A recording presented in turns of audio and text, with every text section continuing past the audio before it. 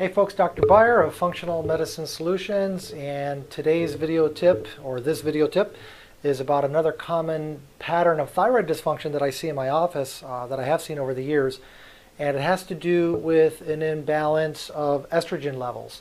Sometimes the estrogen levels can be a little bit too high. It's what's called estrogen dominance, which I'll go more into in a separate video if you just look for the title, Estrogen Dominance.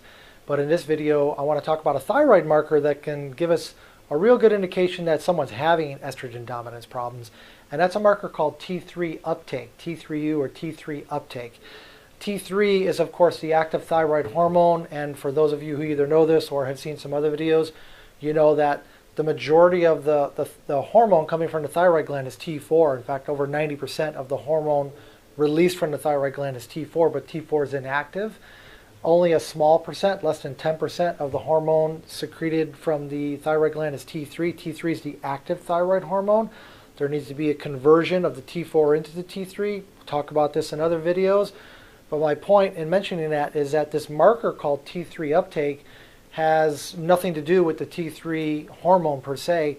What it has to do with is the carrying capacity, the available sites on a carrier protein called thyroid binding globulin, TBG, that carries the thyroid hormone through the bloodstream. And without going too much into detail and going off into the weeds and boring everybody, here's the simple take-home message. T3 uptake is a really important measurement or marker on a blood test to check for. It should be part of a comprehensive or complete thyroid panel. And when the T3 uptakes go too low, when the T3 uptake levels are too low, the vast majority of times it's because there's an estrogen dominance problem.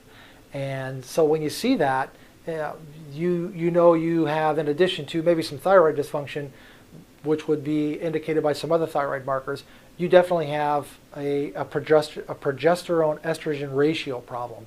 And again, I'll talk in more detail on a different video about specifically about what estrogen dominance is, but that's kind of the short take-home message is estrogen dominance is when the ratio between progesterone and estrogen is not quite right. That can be caused by the estrogen being too high, or even with normal estrogen levels and too low progesterone, there's an estrogen dominance problem. And that can be for sure identified with the salivary hormone test, which we typically don't do right away with patients. We do if it's warranted based on some abnormalities on the initial blood chemistries that we do. But we have, as part of our initial blood chemistries, the T3 uptake. That's part of our comprehensive thyroid panel. And so right from the get-go, we can get an idea of whether or not we're dealing with an estrogen dominance problem by seeing if the T3 uptake levels are too low. So we talk about the estrogen dominance problem as well as a lot of other issues in 4 to 5 minute long videos on my website. If you're not there already, take a look, functionalmedicinesolutions.net. And as always, anybody, if you got a question, you want to reach out to us, phone, email, feel free to do so.